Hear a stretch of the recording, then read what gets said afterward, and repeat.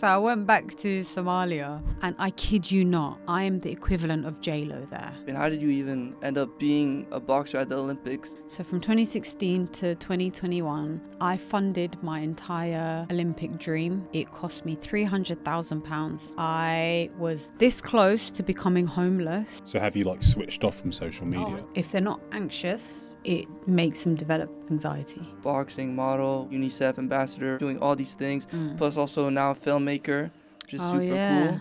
I'm a filmmaker. Yeah. Me and my husband, we wrote How to Hide It. It got so much love to the point where Idris Elba exec produced it. What's next now? Are you all in filmmaking?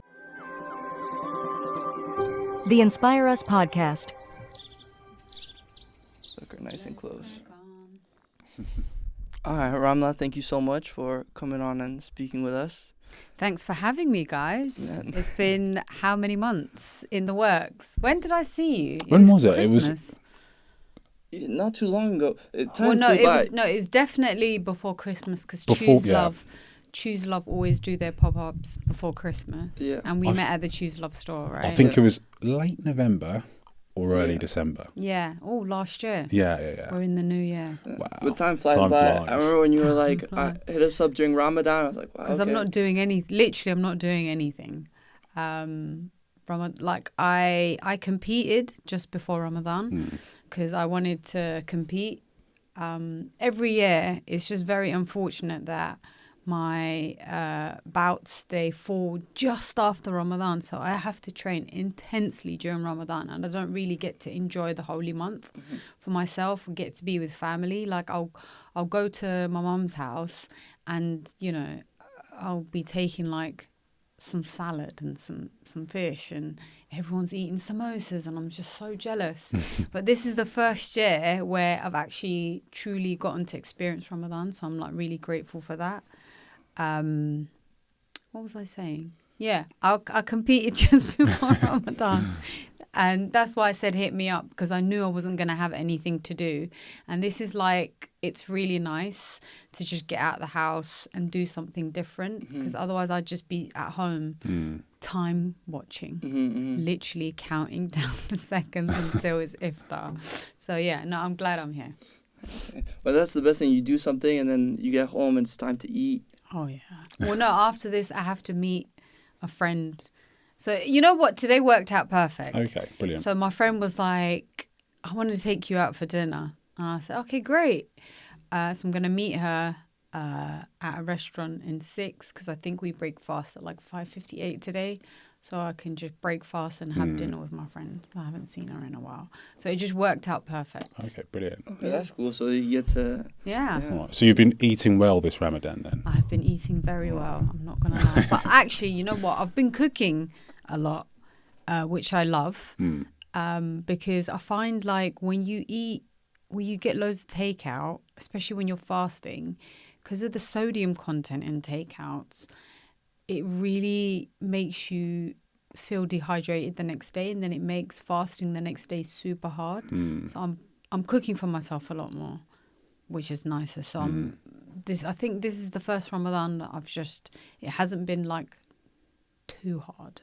Okay. If that makes sense. Yeah. Also, it's like winter time, so it's like a bit easier. Oh yeah, we're breaking a lot 5:36. You know what I mean? Compared to like a few years ago when it was like 9. Yeah. No. Oh, that was difficult. Yeah. What are you cooking? Do you At still? the moment? Yeah, like are you still? Even though you had a bout, do you still kind of keep up nutrition and type of things? So I'm very lucky. MashaAllah, I should say that so I don't jinx myself. I'm very strict with myself throughout the year, so that when it comes time to like cutting weight for to compete, I don't have to cut too much. So at the moment, I'm just kind of, there's no restrictions. I'm eating what I want because I stay strict with myself and stay disciplined with myself throughout the year. I can afford to just not be too strict, if that makes sense. So yeah, I'm just cooking anything and everything I want. I'll even make desserts and I'll eat that as well. I mean, quite nice. it's good to celebrate because your last bout was like 1 round. I know. Do you know what was really? So I take my nutritionist with me everywhere. She's amazing.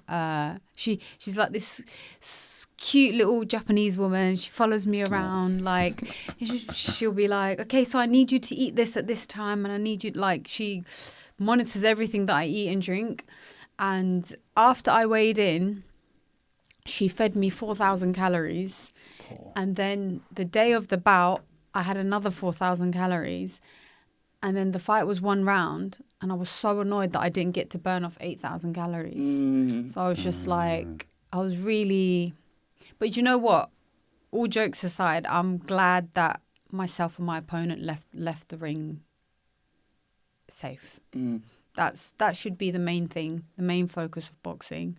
Because, you know, sometimes you can hear people cheering in the crowd, kill him, kill her. And you're just like, no. They're actually saying that? Yeah, you can hear some parents saying, kill him, go on, kill him. Hell. And the thing is, no, that's not what sport should be about. And yeah, I'm just glad that me and my opponent got out the ring safe. That's the main thing. But I am annoyed that I didn't get to burn off 8,000. Do you have that worry, though, when you box? Like, you're actually thinking... Like, No. Okay, so you don't think like that at all? No, you don't think like that, because you have to remember, like... The person in front of you is trying to hurt you as well. So you don't want to get hurt. You want to hurt them. But you obviously don't want to do damage, you know. So I always, if you ever see me before I compete, I always do a little prayer. And that's just to ask God to protect me. And, you know, a lot of people think, you know, athletes pray for, please let me win. No. I mean, 10, 20 years down the line, everyone's going to forget who you are. Like, you need to preserve your health. So I always pray for protection from God. Please protect me. And then I can start competing. It was interesting. I practice Muay Thai, but recently... Fun fact. Yeah, I know. Fun fact, you did Muay Thai. I've seen a video. Oh my God! Fun fact, I've had 14 Muay Thai fights as well. Oh, you really fight? Okay, Yeah. I thought you just trained. Wow. No, 14 Muay Thai fights. I started boxing when I was 12, and then we moved houses, and I'm just such a lazy person that I couldn't find a boxing gym near me. I found a Muay Thai gym near me. So I walked into the Muay Thai gym, and I was like, okay, this is cool. I'll do Muay Thai. I did Muay Thai. My very first fight was actually a Muay Thai fight. Was it? Even though I started boxing first, my first fight was a Muay Thai fight. And then I had 14 fights. And then what really did it for me, the very last straw, was we were doing sparring, and I was sparring with a man, and you know, it was called teep. He teeped me to the face, and his toenail... Teep is like the front kick. Front with the kick. leg. Yeah. He kicked you in the face? Yeah, and his toenail cut me, and I was like... I just, honestly, I was going to throw up in my mouth, and that was the final straw. I was like, I'm not doing this anymore. And so after that, I left Muay Thai. I went back to boxing, and yeah, the rest is history, as they say. But what about that first Muay Thai fight? When you had it, what were you thinking? So the thing is, I was so young. I was like 17 or 18. I don't remember. And, you know, when as a kid, like you're just fearless. You don't really have the same worries now. You can sleep 20 hours a day. Now it's like so much is going on in your head that you can't sleep being an adult, right? Like it's too much. As a kid, like you're just fearless. Nothing can break you. Nothing can stop you. And nothing was going through my head. It's just, I have to win. And that was it. Like there was no fears. I didn't really care. I remember the fight was in my opponent's area, and the crowd were just cheering her name, but that didn't faze me, because now I'd just be like so nervous. But then it didn't faze me. I was just like, I have to win, and that was that. It's interesting that you say you would be nervous. Now I feel like now you're professional. You've been through it. No, you get nervous now. Now you walk out. Now it's just like, especially with social media. Social media is horrible. It really makes people, if they're not anxious, it makes them develop anxiety. And it has done for me for the past few years, because you have all these keyboard warriors online making disgusting comments under your posts, saying that you performed really bad, saying you should have done this in your performance, and it really gets you in your feels. And now that's all that goes through my head is, I better perform good. It's not even I've got to win. It's I've got to perform good. I've got to look good performing, and that's what goes on in my head. And it's very different to the 17-year-olds. I've got to win by all means necessary. Doesn't matter even if I look shit. I've got to win. Whereas now it's, I better look good. You know, like the risk is like way higher. Yeah, exactly. And I think a lot of that is to do with social media. Yeah, 100%. So have you like switched off from social media? So since January of 2024, I've deleted social media. So now it's my 17-year-old niece that runs it for me. Wow. Oh, so good. Well, fun fact, we're actually off as well, social media. Like, It's so liberating. Oh, it's so liberating. I feel so happy. So happy. But the downside is, she is my 17-year-old niece, and she comments things like, yes, queen. And you're just like, oh my God, I don't talk like this. People are going to think I'm an idiot. No, actually, sorry, she's not 17, she's 20. She was 17 when she started. When she started, okay. When she started looking after but still, even back then, the comments were just like, Dania, come on, I don't talk like this. Stop it. But yeah, no, it's the most liberating thing I've ever done. And I don't think I'll ever go back. I hate it. I hate social media. It's absolutely awful, especially being, someone in the public limelight. Yeah. I do actually always wonder, like, how do you guys manage? Because there's some horrible things are said all the time. And it's hard to, because perhaps you do want to stay in touch with people who, I don't know, you might have some valuable people on social media. I'm not quite sure. Perhaps you just want to have some authentic engagement with your fans, but then it's like, is it actually worth it? If it's like you said, I might have some valuable people, but those valuable people have my number, and everybody knows I'm not on social media, and if they need me, they just WhatsApp me.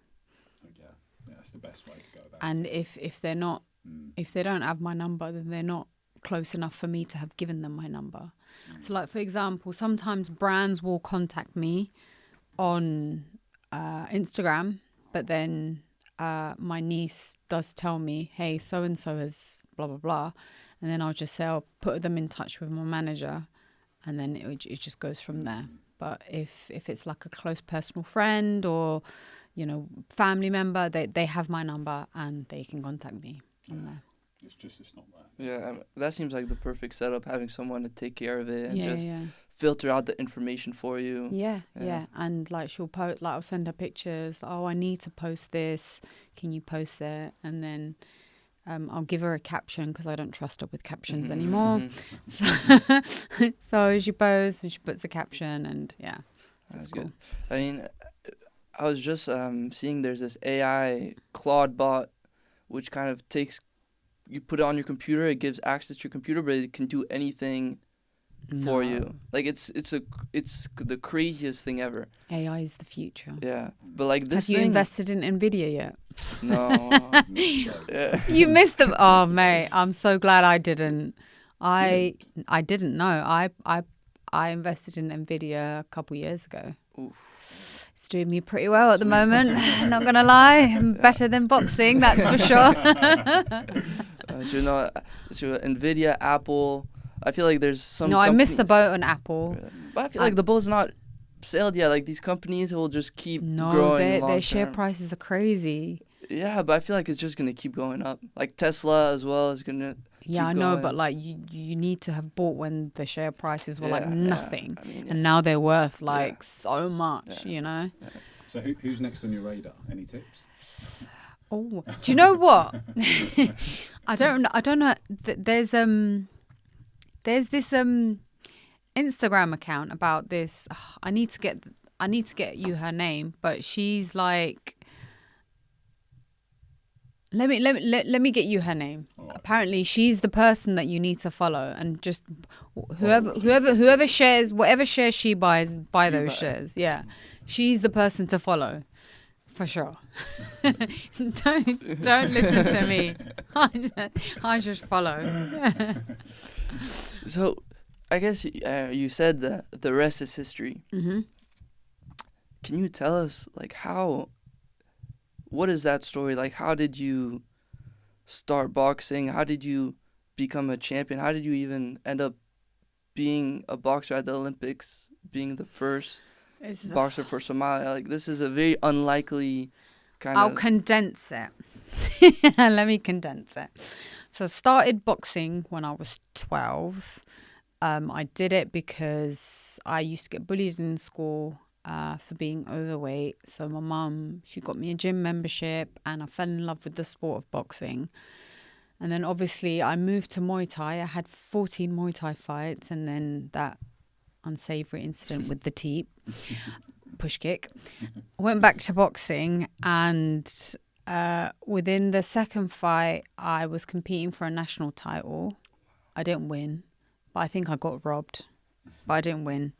And then obviously, kept competing. I then won my first national title in 2015. And then I won a national title the following year in 2016. I also won the Three Nations, so the best of England, Scotland and Wales. And then I won the GB Championships, all within 2016. I competed for England I went to the European Championships. I didn't do well. And then basically how it works in the UK is if you win a national title, you should get automatically selected for trials for Team GB. And I never got that call. And I just thought, wow, this is a bit of a piss take. Why are you not calling me? So I didn't want to wait around, because I'm the type, I have this mindset of you've got to go out and create your own path. And so I then decided to compete for Somalia.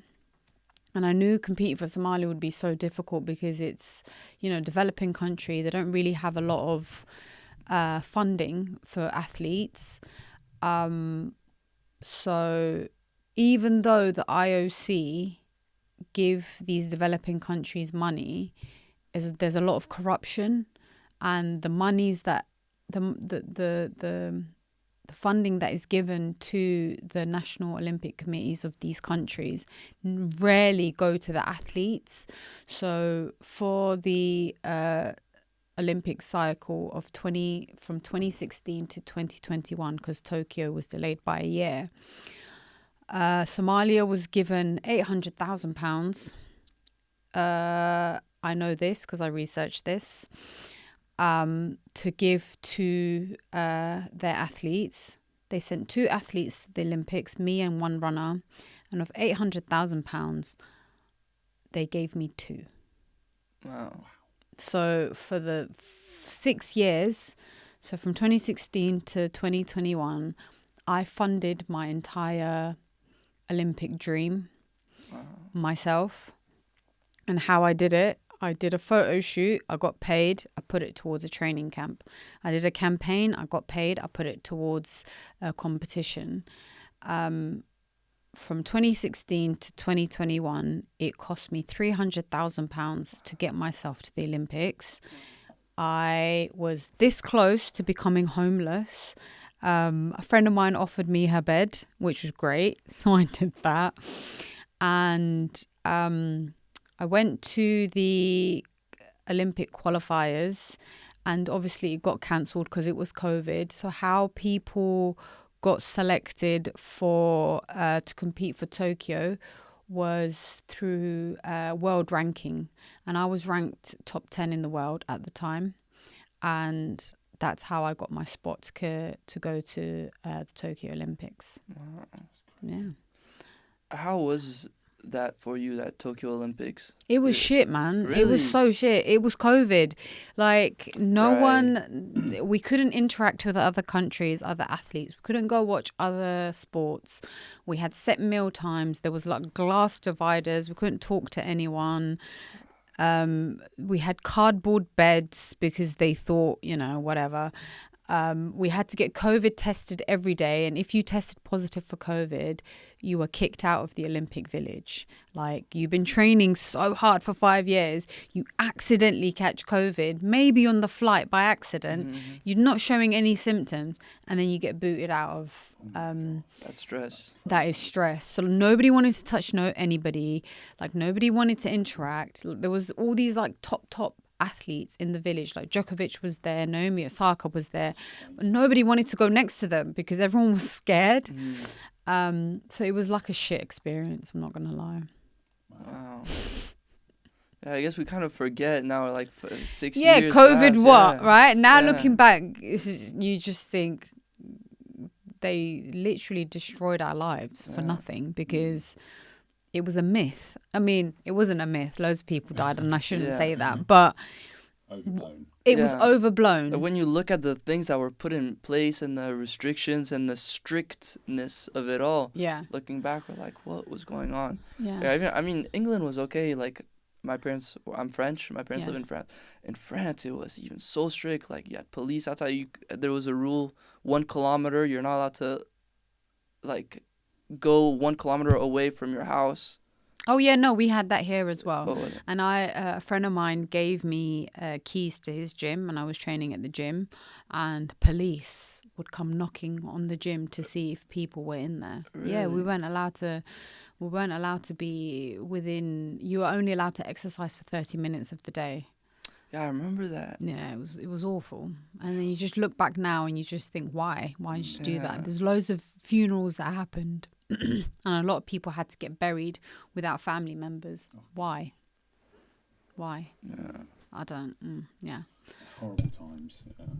But on the other hand, that, like, representing Somalia was like a huge thing. Like, now that you represented Somalia, you became this icon for the Somali people. Like, Oh my god! So I went back to Somalia last September, and it was the first time I went back after I had left, after we fled, and I kid you not, I am the equivalent of J-Lo there. yeah. Like, it was crazy. Day 1, day 2, it was fun. Everyone was coming up to me and it's like, oh, can I have a picture? I'll be like, okay, great, yeah, take a picture. And then day 3, I was just like, oh, fuck off, leave me alone. Honestly, I couldn't even breathe in peace without someone coming up to me and asking me for a picture. It was crazy. Like, I'll show you some videos at the end. I would walk and like thousands of kids would just come running at me. And it's sweet and I loved it, but I couldn't do that every day. Yeah. Like, I couldn't. The one thing I hated was the politicians who are just bleeding the country dry. Oh, awful. But the one thing I loved was seeing all the people, the kids, and they just showed me so much love. It was great. Yeah. You said it was the first time you went back since you fled. Can you tell us about that? How old were you? What happened? I don't remember how old I was. Well, it was the start of the Civil War. The Civil War happened. My brother died in the war, and so my mum, she decided that we needed to flee. So we fled. We went from Somalia on a boat to Kenya. And then from Kenya, we got some fake passports. And then we came to the UK and we claimed asylum in the UK. I don't remember how old I was. I actually don't know my date of birth. So you called me ancient earlier, so you could be the ancient one. You know what I mean? And yeah, so I came here really young. Oh, that's bad, Dara. Yeah. But yeah, expats, yeah. And so you grew up in the UK. Grew up in the UK. Started boxing. I came to SOAS. I studied law in SOAS. I never used law. I hated law. Why did you study law? Oh, it was just something that was forced on me by my mum. Mm-hmm. She was like, she knew like I spent every waking day boxing, and she thought if she could push me into a subject like law that would take up all of my time, I would forget about boxing. It did the opposite. It just made me love boxing even more because I hated law. I didn't hate. I just hated law. There were certain subjects that I loved, whilst I was studying, but I couldn't foresee myself doing it full time. I couldn't see myself as a lawyer working in these magic circle firms 16 hours a day. Mm-hmm. Oh, no, thank you. So yeah, that's why I studied law. So like, what were you thinking at this time? Were you kind of questioning, hey, maybe I'll become a lawyer? Like, No. Are you like doubling down? No, what's going through your mind? I said, okay, cool. I'll give her what she wants. I'll study law. I'm not gonna go into law. I will just become some paralegal that doesn't take up. It's like a normal job, 9 to 5. I could still box around it. That's what was going through my head. I never ever once wanted to be a lawyer. I just did it to please my mum. And what was that like relationship like with your parents and boxing? Oh, they hated it. They hated me Why? boxing.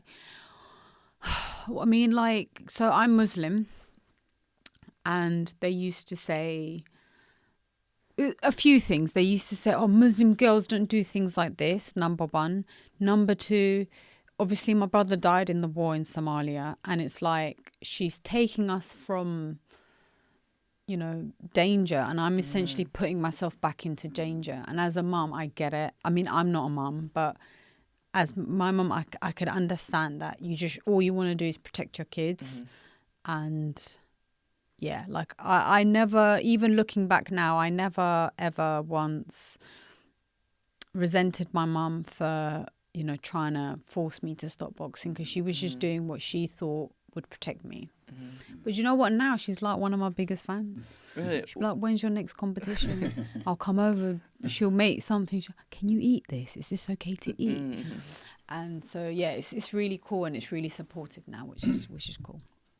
Do you think you going to the Olympics has changed some of the stigma in Somalia? I mean, yeah, I think so. You can see that. So many, one thing I wanted to do in representing Somalia is that I wanted to encourage more people from, we have, I don't know how you say it, but we have a lot, how do I say it? A lot of us have, a lot of the older generation, have high blood pressure, diabetes, and we don't place any emphasis on sports and our health and wellness. And I wanted to represent Somalia, so, to encourage more people to just take care of themselves. And I think that's one thing that it's done. A lot of kids are now getting into boxing. A lot of kids are now getting into sport, like loads of different sports. I had a guy message me the other day saying he wants to compete for Somalia in swimming. Wow, swimming. I can't even swim. I am that black stereotype, you know what I mean? So like him doing well in swimming, like he's pretty good. And, I know a couple of girls that do taekwondo. There's a girl that wants to do cycling for Somalia. It's crazy. So yeah, it's crazy. Like I set the trend. I showed them that you can do and you can be anything that you want to be, and it's great. And I'm so glad that I did that. I'm glad that I've paved the way for so many people. Because I guess it's even harder for people out in Somalia to actually sort of pursue these things. I mean, like, I imagine Somalia's not very like cyclist friendly. I mean, there's probably not loads of leisure centres everywhere. Like there must be so gyms. There's no gyms. There's no boxing gyms. There's no what they call velodromes where you cycle on. I think so, maybe. Velodrome. There's none of that. There's no swimming pools. You got to go swim in the sea, and yeah. So it's if you're trying to achieve it, coming from a country like Somalia, like you say, that don't have all these facilities, I salute you. So yeah. But when you were there, you didn't feel like the country was sort of improving. Well, perhaps because you haven't really been back since you fled, and so you don't really have anything tangible that you can refer to. No. But you don't see that sort of improvement when you were. You honestly, like, the country will never improve if these ministers and politicians don't stop raping the country. When they get the funding, they need to put the funding in the right place. They need to create these facilities for aspiring athletes to train in. They need to stop putting it in their back pockets and being greedy, basically. When they stop doing that, that's when we'll see some incredible athletes. And that's the only time I think the country will get better, unfortunately. Did you ever speak to any politicians when you were there, or not really? Yeah, like loads of them just wanted to take me for dinner.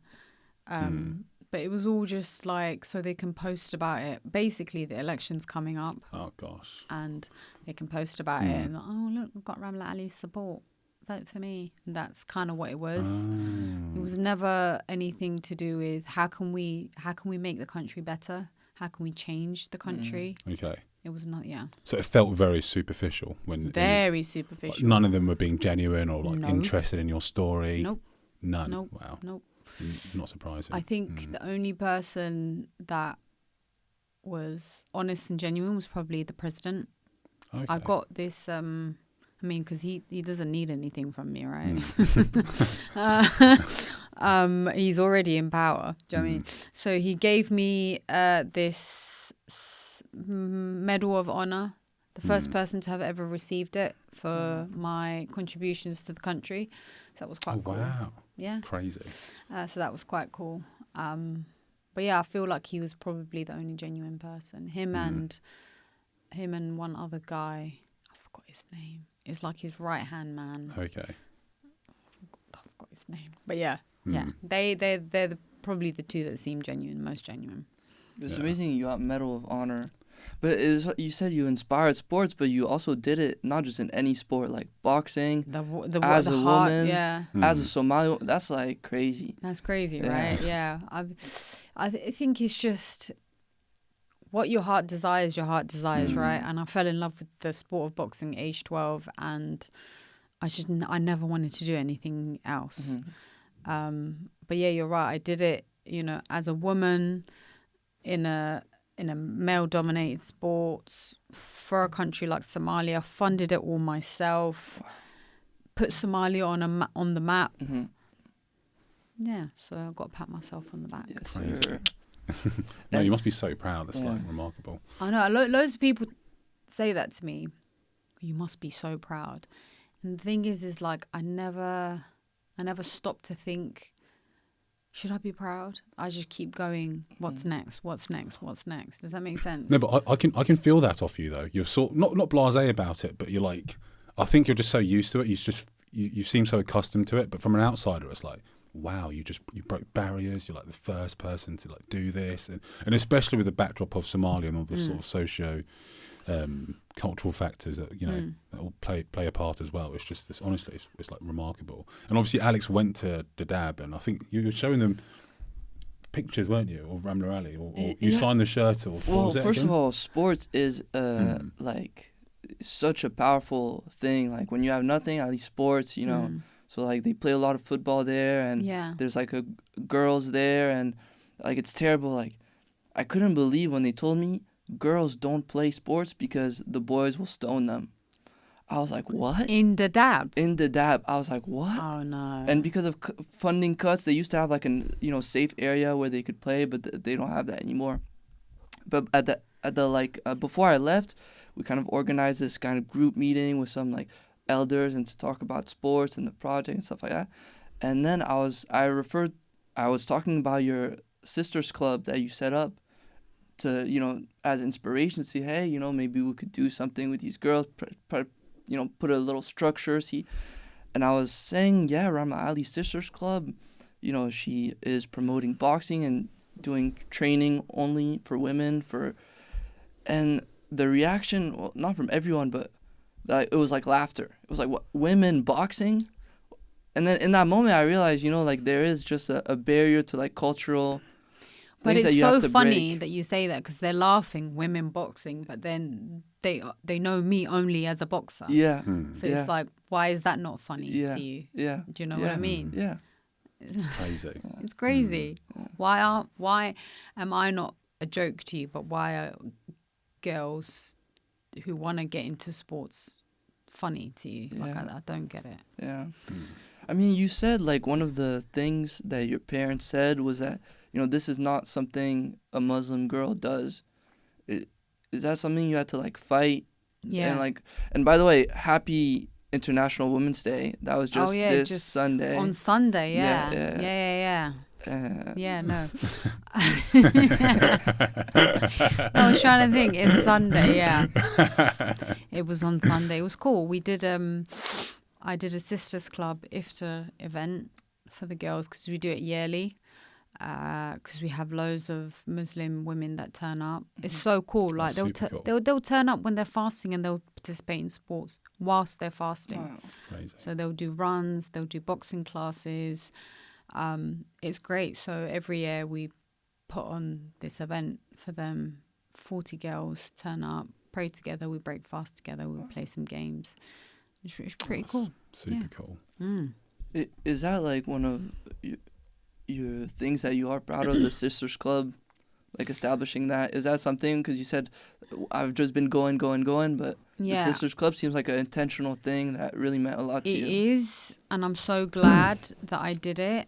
But sometimes it is a bit of a headache, because when you provide anything free, people feel so entitled. Yeah. People always complaining. And you just think to yourself, why are you complaining? You're getting a free sports class. But I never say anything. I just keep my mouth shut, because, I don't want to ruin the reputation of Sisters Club. So, but there's at least like 5 complaints a week. Bloody hell. And you're just like, why? Mm-hmm. You're getting this for free, shush. I was like, if only you knew what I had to go through. Exactly. So how I'm able to fund Sisters Club, I've never been given any government grants, even though I've applied for them. It's horrible. How I fund it is, if I do a shoot or a campaign for a brand, I'll say, okay, great, this is my rate, but can you donate X amount to my charity? And obviously when you do a charitable donation, it's tax deductible. So they see it as a win-win. They get me, they get my image, and and that's how I've been doing it since like 2020. Wow. So for the first 2 years, I funded it completely myself. So it started in 2020? No, it started in 2018. So for those first 2 years, 2018 to 2020, I funded it completely myself. Wow. And at the same time, you were preparing for your Olympics? Yeah. Wow. Crazy. Yeah. So I funded it completely myself. And then it got to 2020 and I was just like, I can't keep doing this. It's costing too much. And some brands came along, and that's, how I've been doing it ever since. Even though we've been applying, even though there's government grants out there, I just don't know why they don't want to give it to me. It's crazy. But that's how I've been doing it, and that's probably how I'm going to keep doing it for a while. What drives you though? Do you have like this big vision in your mind, or do you just want to constantly give back? I think giving back is so important. If you've been blessed to have been given a platform that helps you make money, you should use that platform for good, and you should try and give back as much as you can. There's this famous Muhammad Ali quote that says, your services to others is the rent you pay to be on earth, or something. Was it? Something like that. Your service to others is the rent you have to pay to be on earth, or something like that. Something like that. And I've always try to give back as much as I can when I can. There's this other quote that my friend Abdullahi from the Dab told me during the first podcast we did. He said, "To whom much is given, much is expected." Yeah. That's really cool as Yeah. well. I like that. I might steal that. It's a good one. Who said that? Well, he said it, but I don't think it's him. It must No, have it's come from definitely somewhere. not him. So, It has to be someone else. It's someone, but it stuck with me. No, that's really cool. Yeah. I like that. To whom much is Yeah, given, yeah. much is expected. Yeah, no. But yeah, I try and give back as and when I can. And then you mentioned photo shoots. You have many hats. You're a Yeah. model, we didn't say. I mean, amongst other things, boxing model. We mentioned the, UNICEF ambassador, refugees. Like, you're doing all these things. Plus also now a filmmaker, which is super cool. I'm a filmmaker. Yeah. Congrats. So did you like it? You look really cool. Yeah? Really When we were taking the dog, I was shocked. I was like, wow, you're so good at acting. We thought she was an actor, but you just had to remind us, like, wait, no, she's a boxer. Like, we're like, what? You're so talented. So, remember I told you I deleted my Instagram because just basically boxing fans are the worst kind of fans in this whole world. Like they're like synonymous with football fans. They're just disgusting. But anyways, I remember, I think it was 2024. I just started getting all this like horrible hate DMs and hate comments. And I wanted to give up boxing. So I started trying to find different things that I could be passionate about. I went to pottery class, not for me. I went to art class. I could draw stick people. Like, where can I go from here, right? So then I started going to acting classes, and I thought, wow, this is really cool. I really like this. And I started going religiously every Saturday, learning scripts and how to dissect a script and how to work out what a character's reason for why is and things like that. And I've been doing it since like 2014. And I wanted to start taking it serious because, boxing's not forever. I don't want to be a granny fighting some 20-year-old anytime I see that, I'm just thinking, oh, God. You know what I mean? So I want to get out, when the time is right, I want to get out. I don't want to be one of these like athletes that just cling on to it for ages.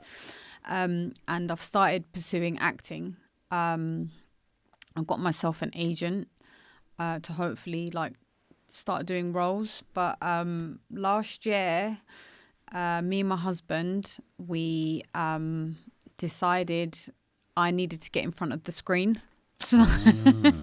So we wrote this short film. No, actually, how it started. We first wrote a feature film with the hopes that I would then be in the feature film. But then who's going to give a bunch of first-time directors money, right? Who's going to invest in a film? So we then needed to make a short film as a proof of concept. So we wrote How to Hide It as a short, put it together. We directed it and I starred in it. And it got so much love to the point where Idris Elba has exec produced it. Wow. So he's put his name to it. That's how much he loved it. How did that come about? You just saw it? No, so I'm really good friends with his wife, and I sent it to her. I didn't say show it to your husband, but I was kind of hoping that was implied. So I sent it to her like that morning, and then that evening she called me and she said, "Hey, are you with Richard?" That's my husband. I was like, yeah. Okay, Idris wants to talk to you. Okay. So he got on the phone and he said, "Yo, guys, I really love this. You guys are so talented. Like, this is amazing." And I said, "Oh, thank you so much." And he was asking us all these questions. And then, he said, "How can I help? What can I do?" I said, "Any chance you want to exec produce it?" And he's 100%. I'll gladly put my name to it. So him and his wife exec produced it. We submitted it to loads of festivals. We've currently been selected for 13 and still counting because, we still haven't heard from a lot. But one of them is a BAFTA qualifying festival. So it means we can start, you know, lobbying for a BAFTA, which would be great. And it did the job that it was supposed to do. It showed people, yo, we're talented filmmakers, invest in our feature film. And it did. We've now raised all the money to start shooting this summer. I believe we're going to start shooting in July. I'm not in it, unfortunately, because there's no role for me, even though we wrote it for me, but there's no role. But one thing that I realized doing the short is that it's so hard to act and direct, and I want to do the film as much justice as possible. So in that short film, you were directing on top of the acting. Yeah, it was bloody hard, Crazy. and it was only a short. Right? Yeah. It was only, we shot it Friday, Saturday, and Sunday. This is going to be an 18-day beast. I can't do that. I couldn't do that. So I think it worked out great that I'm just directing. But yeah, it did the job that it was meant to do. We've raised all the money. Idris's company, 22 Summers, is producing it. Big up. And then together with my production company, 786, and another production company, Pangea Group. And then we also have, do you know who Eric Fellner is? No. So he's probably the biggest producer out of the UK. Okay. He did Atonement, you know, The Big Lebowski. Did the Big Lebowski? Yeah, Fair. Bridget Jones, Oh, For fair, Wedding. fair, Yeah, fair, biggest. He's also agreed to exec producer. Wow. Oh, wow. So Crazy. I think the short did what it was meant to do. Yeah. The short, we funded the short entirely ourselves because I almost went broke trying to give this boxing dream a go. Like I have no what's the word? I don't care if I go broke trying to make films as well. Do you know what I mean? So if you're passionate about something, you've got to give it 100%. And yeah, now I'm a filmmaker. That's beautiful. So how did you, because at first you were talking about you did acting lessons and wanted to get, how did you transition to directing? Or like where did you see, hey, I enjoy this? So I think me and my husband... Your husband is a filmmaker, right? Yes. Yeah. So from the age of 15, that's what he's been doing. Wow. And then when we met, he gave... This is so sweet. He gave up his dreams of, you know, filmmaking to help me navigate the disgusting world of boxing. And so from 2017 till last year, we were just doing the boxing and he was helping me focus on just the boxing. And I think last year I said to him, look, for the last however many years you've helped me achieve my dreams, now let's go out there and get yours. And I've always known that he's wanted to direct.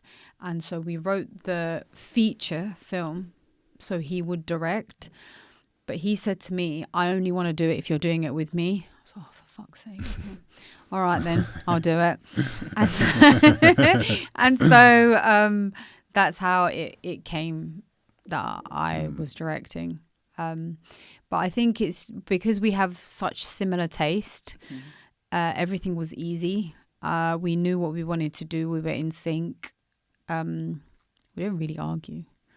Well, let's see what 18 days gives you, right? 3 days was easy. Let's see what 18 days gives you. But it's good that we have very similar tastes and we know the direction that we want to go in.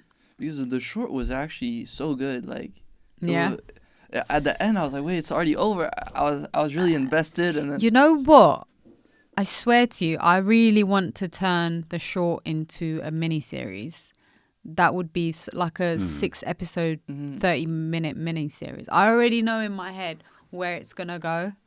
Like, he gets the ticket back. And no, I'm not going to say. No spoilers. No, I'm not going to spoil. I'm not going to spoil it. But, like, that's my aim, is to turn the short into a mini-series. And then, but obviously we've got to get this feature out the way first this summer and then take it from there. Hopefully the feature slaps and then more people come knocking on our doors like, oh, we'd love you to make this film. We'd love you to make this film. That would be great. Yeah. A new career in filmmaking. Yeah. But even like the short film was like really this. I mean, it's short, so they're not much, Yeah. but it was really like this great London culture of Yeah. like, you know, this and a little bit, you know, maybe things that you lived, you know, but yeah, I really enjoyed it. Yeah. It was like, And funny, super funny. yeah. No, but it was meant to be like no long pauses. Like it was just meant to be like super fast pace. And I hope that's what you got out of it. Like it was fast. Like it was just moving. Nothing was just like there. Like everything was just constantly like it was feeding itself, right? Yeah. Yeah. No, for sure. Yeah. What was the inspiration behind it though? What how did you come up with the story? I think I wanted to tell a story. Well, we wanted to tell stories about Muslim people more than like, you know, we're often put in a box, you know. It's either we're oppressed and we're this. Like, I wanted to show there is some humor, and what as a Muslim, like when you're faced with this dilemma, like it wouldn't always just be. I don't know how. Honestly, I just wrote the answers to this like half an hour ago. I was like, yeah, I bet they'll ask me. I bet they'll ask me this. And you know what? Boxing brain. I get hit in the head for a living. I forgot it already. But I just wanted to show, like, as Muslims, we're also human beings, and we can often be tempted by doing certain things, just same as everyone else. I always say that Islam is a perfect religion. It's just Muslims are imperfect, and that's what I was just trying to show. Wow. So do you think then it was wrong to take the lottery ticket as a Muslim? Yeah, it's haram. You know, Zara, as a Muslim girl, paid £2.50. She gambled, so gambling is haram. She paid to gamble, so yeah, it's haram for sure. And that was the domino effect. It's like, how does she hide the money from her parents? And then when it gets taken at the end, that was her karma. Yeah. She was never meant to play, and she was never meant to win. And then she started lying to the parents, excuses of this and that. Excuses. My app company. It's like, how do you hide £180 million from your parents, right? Yeah, so... But no, cool concept. And so is the feature film in relation or completely new story? No, it's just something complete. It's a comedy as well. It's like a cultural comedy. It's like a romantic cultural comedy. 'Cause basically, we did loads of research and we found that romantic comedies resonates with every cultures all over the world. Like anyone can watch it and anyone can find joy in it. And so I'll tell you the story. So it's about this not middle-aged, but like 45 to 50-year-old woman who a single parent.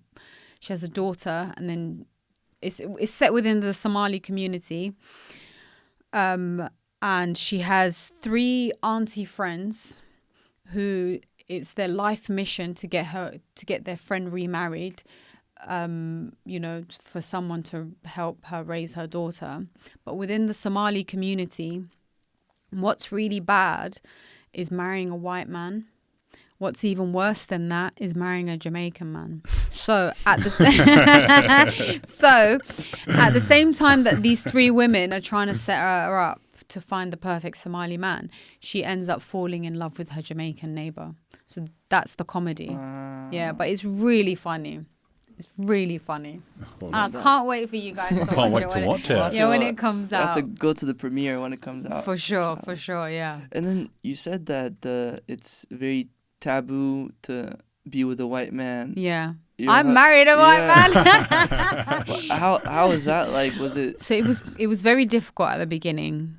My parent. Well, it's in my film, the biopic.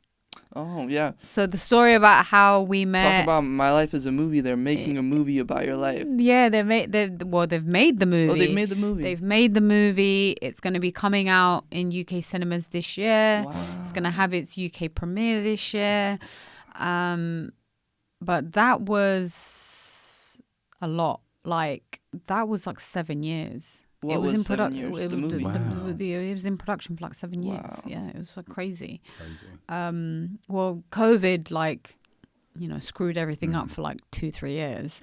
But yeah, it was finished 2024, and I think it's coming out this year. Wow. But yeah, you can, what it was like, me marrying a white man, A, you can see it in the movie, or B, I can tell you. They weren't very supportive at the beginning. My brother hated him, actually. But now, it's like, my mum, she loves him more than me. I swear. She'll be like, I'll walk into the house, she'll say hello, and then she'll say, where's Richard? Oh, he's on his way. And then as soon as he walks in the door, oh, Richard. And that's her, like, she's got this, like, googly eyes. You know, like, when you just see, like, a love, like, she's there, like, melting away for him. And he always ends up getting the biggest piece of meat, much to my brother's annoyance. She sets his plate all nice and cute. Like, he's honestly, like, part of the family now. But it's taken a really long time. Wow. I guess there's, like, parts of your story kind of point to the fact that you can't really listen or fall into the pressures of even the closest around you. Like, they will say what's good for you might not really be good for you. No, but you have to remember, this is your life, and you're the person that has to live it, and you only get one life. So why are you gonna spend that life trying to please others? You should spend that life trying to make it happy for yourself, because you're the one that has to live it, right? People are gonna talk regardless, so just do what you want. Did you always have that mentality since young? Yeah, my mum hated it.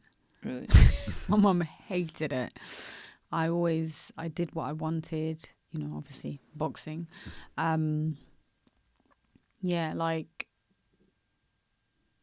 I think that's the mentality everyone needs to have, is, yeah, just live the life you want to live, and don't live the life that other people want you to live.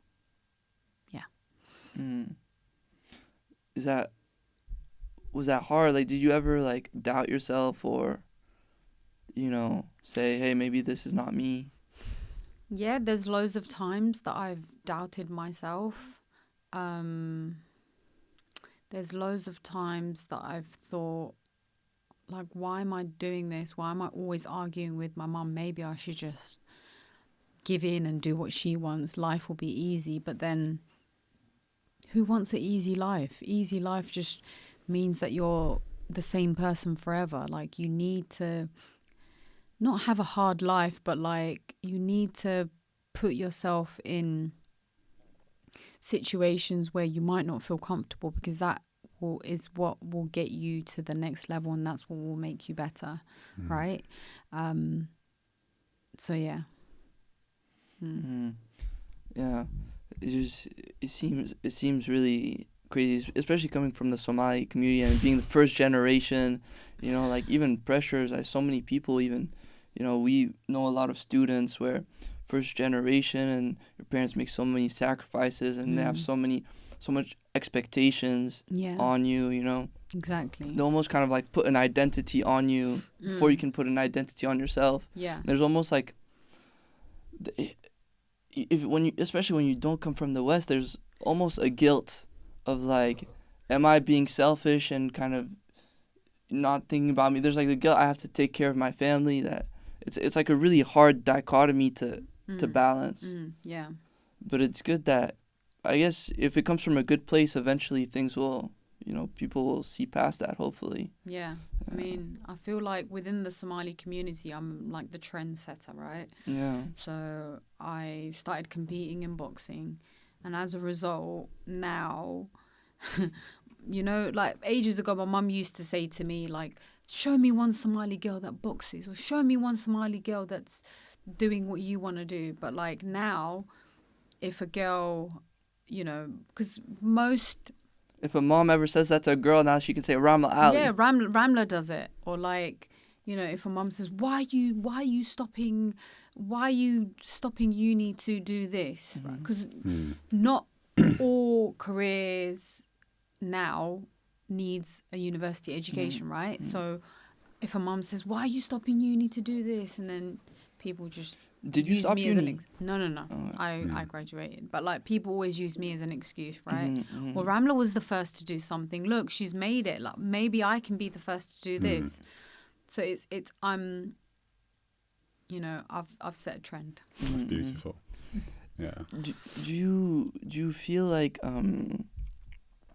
you set a trend, and like you've done all of these things, now going into filmmaking, even like super cool as well, like you're friends with like Versace, or going to these like shows at Balenciaga and yeah, but that's how I get paid, right? Yeah. So how did you get into modeling? Like so it all started in 2017, I think. This photographer, his name is Joost van der Broek, he's Dutch, asked to shoot me because he saw me. I had just signed to Nike as an athlete, and maybe he saw something, I don't remember, because he was shooting for a magazine called Twin Magazine, and he asked to shoot me, and they offered to give me some money, and I was like, great, I can use it towards a training camp, whatever. It's the first time I ever been in front of a camera. I swear I was stiff. I didn't know what I was doing. I was so scared, like I was shaking, right? I didn't know. It's like, shit, am I doing anything right? Is it all wrong? What's going on? Like I didn't know what was going on, and I was so nervous. And then he shot me, and then the pictures came out, and they were insane. And in a good way. Like, yes. Yeah. Like, I was like, wow, oh my God, wow, this is me. Amazing. And then off the back of that, I got scouted as a model, signed to an agency. And then it was just like, okay, we've got your job here, we've got your job here, we've got your job here. This is the money, this is the money, this is the money. And I was like, oh my God, this is so good. I'm making so much money, and I can use it towards a training camp, or I can use it towards a competition or whatever. Like I can use it to pay rent and blah blah blah. But yeah, that's how it happened. That's how I got into it. And to this day, like as a woman in boxing, you don't get paid enough to live on. You don't even get paid enough to cover your training camp. Really? Even at the higher echelon? No. Women don't get paid shit, honestly. So when you get your fight purse, you've got to give 10% to your coach for training you for 8 weeks, right? And you've got to give 3% to your strength and conditioning coach. And you've got to give another 10% to your manager. So that's 23%. Bearing in mind, you don't even get paid much anyway. So after all of that, you've made enough to, hopefully cover the camp costs, like all the food you're eating, your petrol to get to and from the gym, and yeah. So this stuff, this Versace, Balenciaga, all of that stuff is very cool, and it's for me, it's like it's a nice, easy way to make money. Mm-hmm. Do you feel like your kind of identity being like this, refugee that overcame these things and overcome all these barriers helps you in that world? Like I feel like sometimes like being a model, you're not only that, like you represent more than that. So it's like I hope so. I hope like they see me as more than a model, right? More than a face. More than a face. Yeah.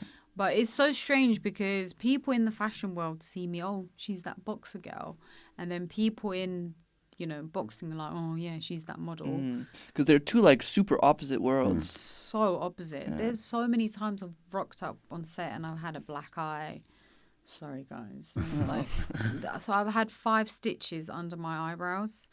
I don't know if you can you see it. Yeah, slightly. Now that I'm telling you, right? Yeah. But if I didn't tell you, No, I wouldn't never. notice. So that fight was Saturday. On the Monday, I had a shoot. I was like, fuck. So I rocked up. I was like, guys, I'm really sorry. I've got 5 stitches.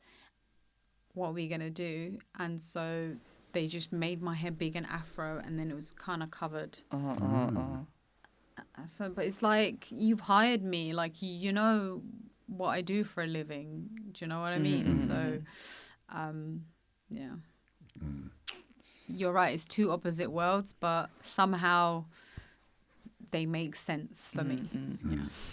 And talking about opposite worlds, Somalia and Britain, we also, you know, have multicultural identities and background, and I've lived in different places, Dara as well. Where are you guys from So, well, I'm from North London. originally? Oh, Nigeria. Okay. And I'm French Tunisian. French Tunisian. Yeah. Oh, Alex though. Yeah. Is Alex an Arab name? My full name, well, the Arab name is Skander, but my full name is French name is Alexandre. Alex. So that's my full name. Okay. But then I just say Alex. It's just easier. It's easier. Yeah. Oh, okay. Cool. Cool. And What's the sort of the UK Somalian diaspora or community like? Like, do you feel like there's sort of like deep camaraderie? Do you feel like you guys are united? Like when I competed in London in June 2022, it was nuts. I think like 700, and I sold like 750 tickets, and it was just crazy. It was so crazy that the promoter said to me, "Can you tell your fans not to leave?" Because I outsold the main event, and so I was like, "No, I'm gonna tell them all to leave," because I hate promoters. But what they had to do is they had to then move me higher up on the card. They were gonna move me to co-main event, and I said, "No, I'm too scared to be co-main. Move me one below, and I'll tell them all to stay." Okay. And that was the compromise. But yeah, like they support, and their support is amazing. Okay, it's really cool. Do you know the other big figures like Mo Farah, like Chunks, like people like that? I don't know. Chunks is not an athlete. Oh, I just thought maybe in the diaspora you might. Oh, no. So I know Mo Farah. I've met him a couple times. He's so cool. He's small. Is he? I never thought he was that I thought he was small. tall. No, he looks tall on TV. He looks massive on TV. He looks like a giant, and then you meet him, he's like my height. I was like, wow, okay. Wow. Maybe that's why he's so fast. Because he's so small. So he's got not a lot to carry, innit? There's just nothing of There's him. nothing He there. can just fly past, right? That's why he's probably so good. I don't know Chunks. I've never met him. I know Maya Jama. Oh, I forget she's half Somali, isn't she? She's half Somali. And then obviously Sabrina Elba, Idris's wife, she's Somali. Doesn't Idris Elba speak? What's the language of Somalia? Somali. Is it Somali? Oh, okay. Doesn't he speak Somali? I don't know. I read that somewhere. Maybe. Maybe he knows a few words like Richard. Oh, okay. Yeah, but honestly, of all you talk about the support within the diaspora, Sabrina has been my biggest champion. Wow. Like, she's incredible. In a couple years ago, when I told you I became close to being homeless, and I said a friend gave me a bed, it was her. Wow. She gave me a bed in her house. And one thing that I love about her is that she's not one of these like glory chasers, like posting about it. Oh, look, I just gave Ramla Ali a bed in my... Like, nobody know... Like, I told you now, and this is the first person that I've told. Like, nobody knows. She doesn't tell anyone that she does all of these beautiful. things behind the scenes for me. Like, even, you know, asking Idris to watch the short and, you know, just little things like that. She's she's probably been my biggest champion. Wow, it's beautiful. Crazy. Yeah. I love her to bits. Yeah, she's so cool. How did you actually meet? So I knew that a Somali woman had married, Britain's biggest black actor, right? So I met her at at an event, and I went up to her and I said, "You're Sabrina Elba." She said, "Yeah." "I love you." And then she said, "What? No, I love you." So "You don't know who I am." And she said, "No, I do, Ramla Ali." And we just became friends off the back of that. No way. That's crazy. That's crazy. Yeah. It was really cool. Damn. When was it that you met her? 2018, 2019, something like that. Right, so you're on your Olympic grind then. Yeah. I was Crazy. like, when I was becoming homeless, trying to chase this Olympic dream. So what's this homeless like? Because it feels like it was in the time frame of it. It was you were already established. No. I mean, 2018, 2019. I don't think I was established. Okay, it was then. I was still boxing, but I don't know if I became like a figure. Right. And at the time when I was making money, everything was going towards boxing. And yeah. Crazy. Yeah. And then, can you talk about how you became a UNICEF ambassador? Yeah. And then they reached out to me when Okay. I started talking publicly about my story. They reached out to me and I went to meet them and they asked me to become an ambassador. And I just said yes. Like, if it's the same thing that I was saying earlier, like your service to others. If I could, give back in any way possible, I thought this would be the best way to do that. At the time, I hadn't established Sisters Club. That was how I saw that I could help others, basically. Yeah. Right. Wow. So it was before all that, like before Sister Club. So like before 2020, before 2019, around. I think it was about 2017. Okay. 2017, Wow. early 2018. Yeah, I've been with the UNICEF. And then just last year you went to Dadaab, and we were talking about it before we started. But how was that experience like? What were your expectations going into it? I mean, I knew I was going to go to a refugee camp because UNICEF took me to Jordan in 2019 to the Zaatari refugee camp. And obviously I saw firsthand what a refugee camp looks like. And was it different to Dadaab? Oh, yeah, it's really cold. And everyone's sleeping in tents and it's freezing. And I felt so bad. And then at the end of the day, it's like, bye, guys. I'm going back to my hot hotel room. Like, I felt so bad. And then I expected the same thing in Kenya, right? And it was. And it was... I don't want to say it was an incredible experience because that's such a bad word, but it was a very, eye-opening experience. It showed me, I shouldn't really take life for granted. I should appreciate everything, small or big. Too often we live in the West and, we complain about the smallest things, and then you go to Dadaab and you see how aid cuts is affecting, kids there, and, their things as small as water is being cut and people are being dehydrated and they're collapsing from dehydration. And yeah, it was Like, you saw that firsthand. I saw it firsthand. We were taking pictures and girls were just collapsing and hitting their heads on concrete floors. And I witnessed it firsthand, so it just made me be so appreciative for everything that I have. But do you visit schools? So I visited Film Aid.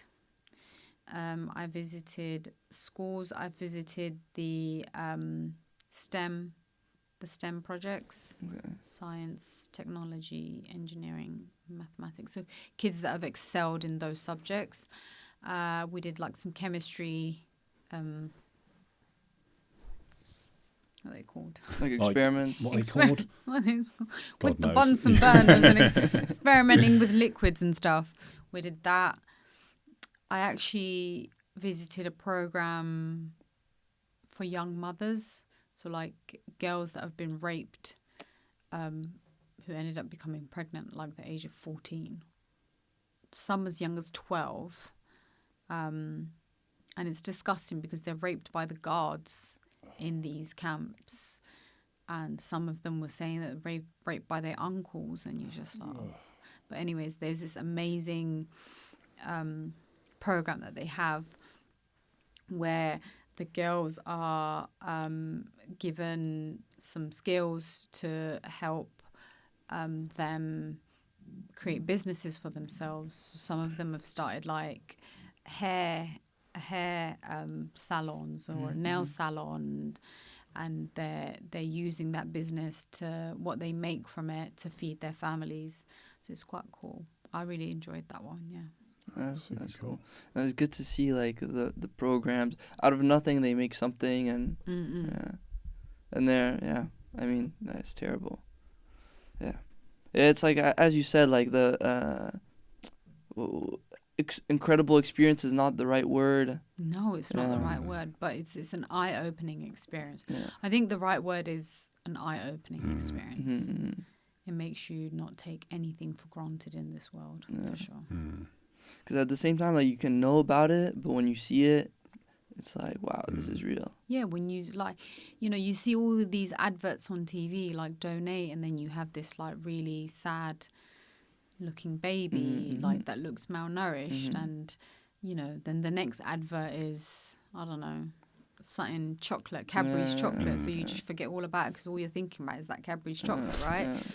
But then you go and you see it firsthand, and it's actually ingrained in your brain because you don't have the opportunity to switch channels and see a Cadbury's advert. That's all you're seeing. And I was there for 3 days, and that's all I was seeing for 3 days. So it's just hard to shake that image out of my head. And you said in Somalia it was like crazy. It was like J-Lo popularity. Was it in Dadaab like similar? Same. Wow. Oh my God. Like, as I would get out, the kids will be like, oh my God. And then the UNICEF people, they were super worried about me. And I'll be like, no, it's fine. They're just kids. What are they going to do? Like, they ain't got guns. They ain't going to kidnap me. Do you know what I mean? Let them just be kids. And so the kids would just run up to me, hug me. It was nuts. Even in the dab, yeah. That's for crazy. Sure. Yeah. Beautiful. But, and then same thing as you described, and then you go back, and then you go to that UNHCR compound. It's super nice, by the way. Oh, yeah, when they feed you rice and cabbage every day. Honestly, that's another thing where you should definitely take you should never take life for granted, is what you get fed at the UNHCR compound. Rice and cabbage every day. Like plain rice? Just white rice and like some boiled cabbage. But the thing is, you can't complain because that's what people are eating. And to them, that is like luxury. Yeah, perspective, yeah. Do you know what I mean? So, yeah, it's perspective. But I had lost so much weight because I couldn't eat that. Oh, were you just like not eating it? No, maybe my lunch was like some nuts and some fruit, and then my dinner was like some nuts and some fruit. And maybe white rice. Like, I could eat white rice. Not even camel meat? They didn't have camel meat. Really? They had camel meat for you. Yeah. What? Alex sounded like he was eating well. I was eating good. Like, yeah. What? Yeah. Even in the UNHCR compound, we had like a menu we could choose. Menu? Yeah. No. Maybe you know what? They were like, our ambassador, we got to give her the experience. No, I think it's because you were volunteering. It's a bit different. Because he came back like the food was amazing. I had to try so many different Somalian foods. Yeah. What? One day would they serve tripe? I said, I'm not eating that. I love tripe. Oh, really? No. I was like, no, I'm not eating that. And basically, I was just having white rice, some nuts, and like a banana if they had it, and that was what I was eating. Wow. Wow. Oh, man, yeah, I tried camel meat. It was great. Camel meat is superb, by the way. Yeah, it's so good. Yeah. Have you ever tried Never camel had it, meat? never. No, yeah, it's really good. Is that in like a lot of Somali dishes? Yeah, like camel meat is quite cheap. No, it's not cheap actually. I thought it'd be expensive. No, yeah, it's expensive. Camel meat is if you're wealthy in Somalia, you can afford camel meat. But yeah, camel meat, people have it if it's on special occasions. So weddings, Like events, Eid, yeah, they'll have camel meat. And what's the one Somalian food I should try? Cause Oh, you should definitely try just rice and meat, no? just simple rice and meat. With a banana. But baris is kukaris Uh, and some, hilib. That's it. all right. Have the bisbas on the side and a banana. Bosh. You know, but I'm glad you say that. They always make fun of me because ever since I met my Somali friend, I've been eating banana with my food, like with everything. With everything. No, Oh wow. But Alex does too much. He'll have it with spaghetti and stuff. With spaghetti. Yeah, he does way too much. Way too much. No, because I also cook for myself. So like my spaghetti sauce, I make it like spicy. There's like different, vegetables. And then you just have a little bit of banana on the side. A banana on the side. No. No, come on, from a Somali telling me this, come on. Crazy. He probably needs to marry a Somali. He does. Yeah. I think that's what. I think that's what needs to happen. I do banana and avocado. She's not liking the sound of your lunch. Well, No, the nutrition. Maybe we'll have to run it by a nutrition coach. I don't know. yeah, I mean, you've got some carbs from the rice, some fats from the avocados, some more carbs from the banana, some proteins from the meat. Yeah, it's a balanced meal. It's not bad. It's a balanced meal, Yeah. What's next now?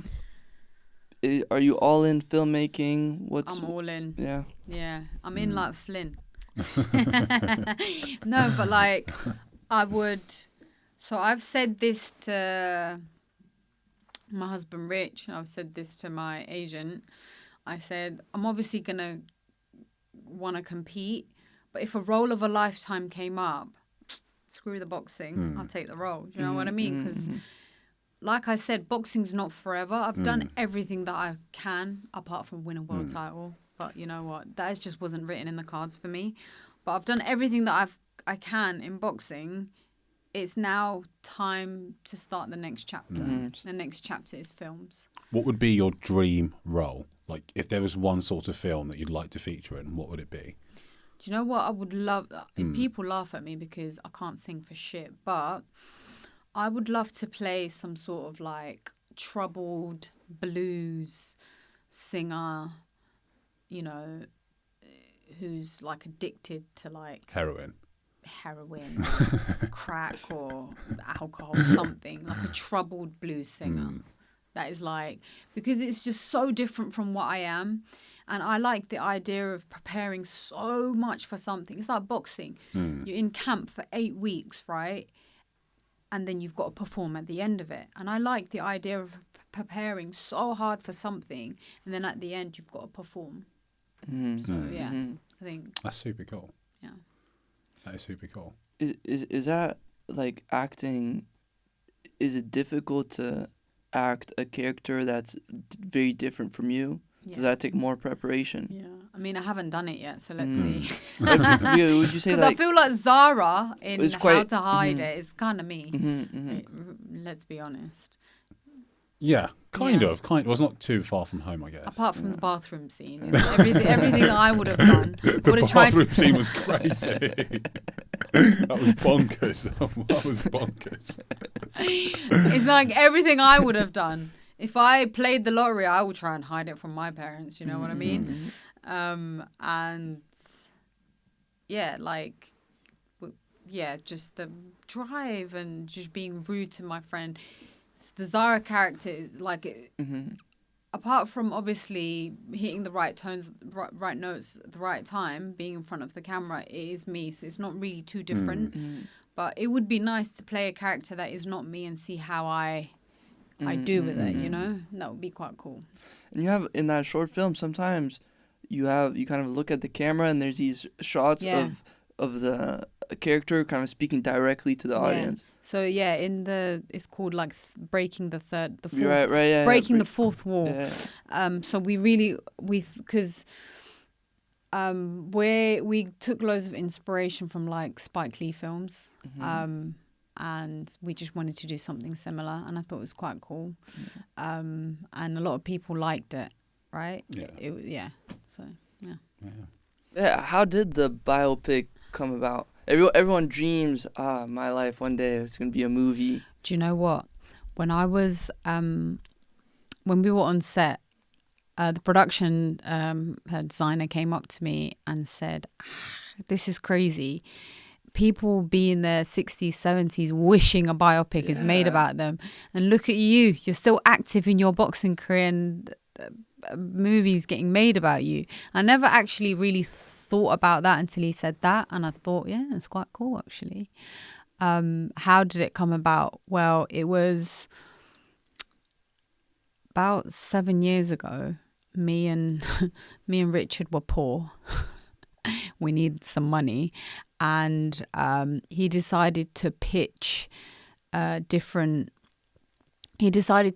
like people to do a documentary on me about, you know, the road to Tokyo. He had that much belief in me that I was going to Tokyo. And he thought, let's get a bit of money. Let's like get like, you know, what are they called? Fundraising to distribute like a Channel 4 or a BBC or something to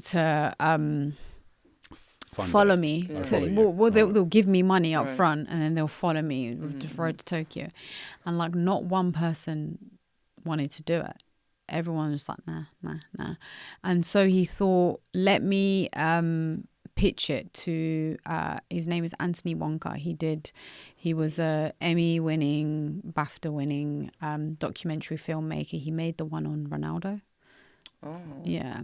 So he was like, let me pitch it to him, see if he would want to direct this documentary, because if we have his name attached to it, definitely we can get this made.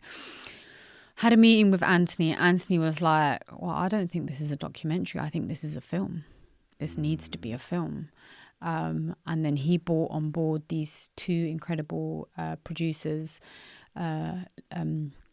Madeline Sanderson and Lee Magaday. She made The Favourite. So she was nominated for an Oscar. She's won a BAFTA. She's done the film The Lobster as well. So they all came on board. And that was, 7 years ago. And over the last 7 years, you know, forget the 2-3 years that COVID like screwed everything up. They've been, you know, trying to raise money to make the film, and we shot it in June and July of 2024. And it was finished. Wow, then. so there's like 5 years between that movie starting and you shooting the movie. Yeah. Wow. And it's crazy because it's like when they wanted to make the movie, all I had achieved was that I'd won a national title.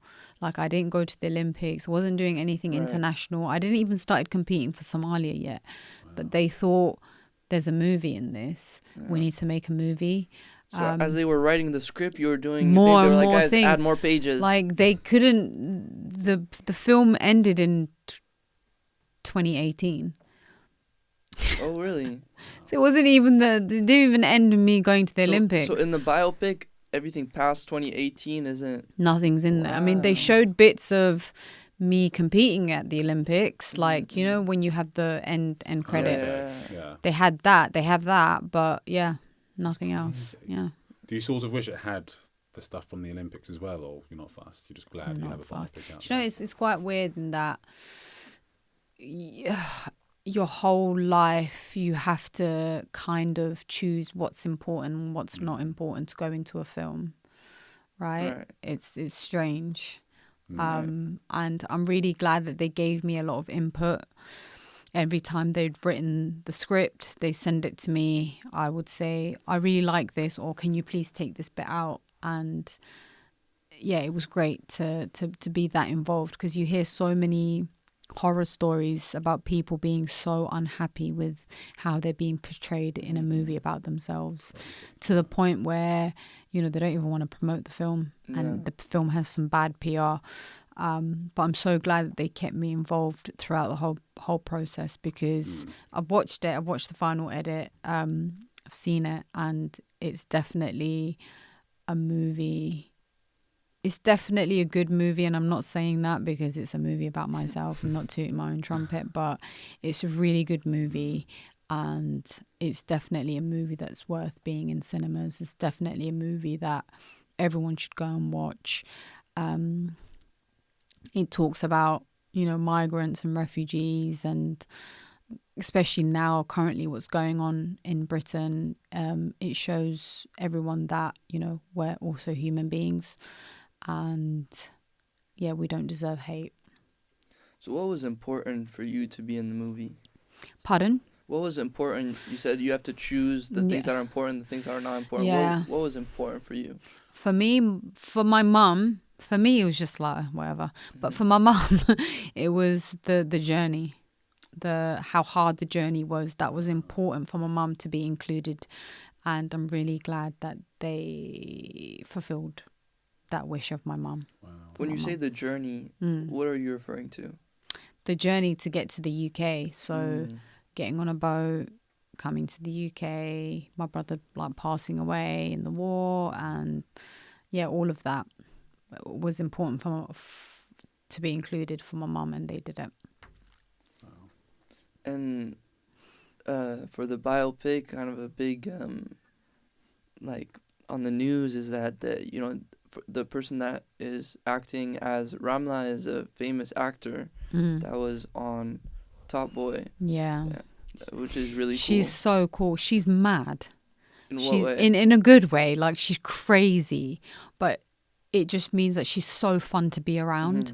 Like, she's 100 every day, if that makes sense. Her energy is 100, and even if you're, you know, down low, she brings your mood up. Like, she's such a fun person to be around, and the rawness that she brought to playing me, and her take on how to play me, was just incredible. And she's so talented, and I'm glad that she did it.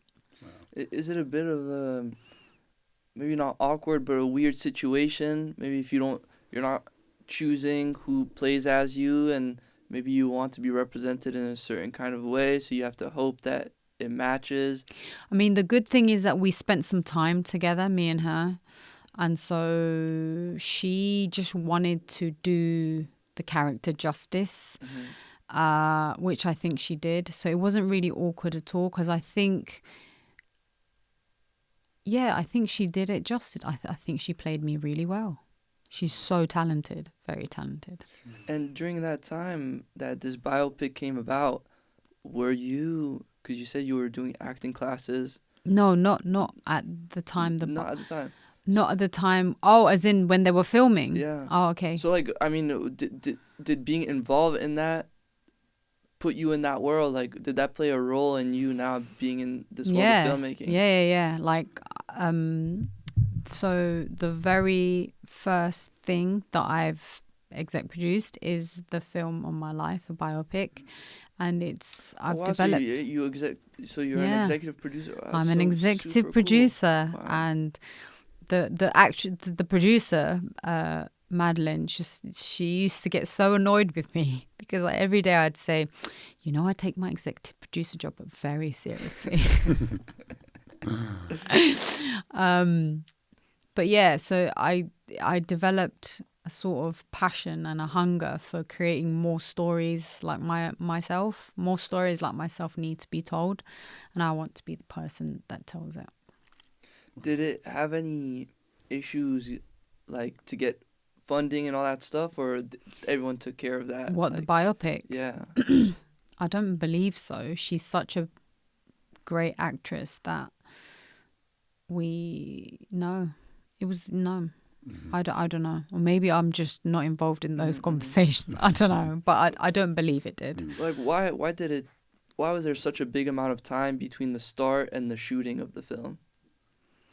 Oh, COVID, right? Oh. COVID like destroyed a lot of years for everyone. A lot of movies were put on hold. Not just my biopic, but a lot of movies that are made even today.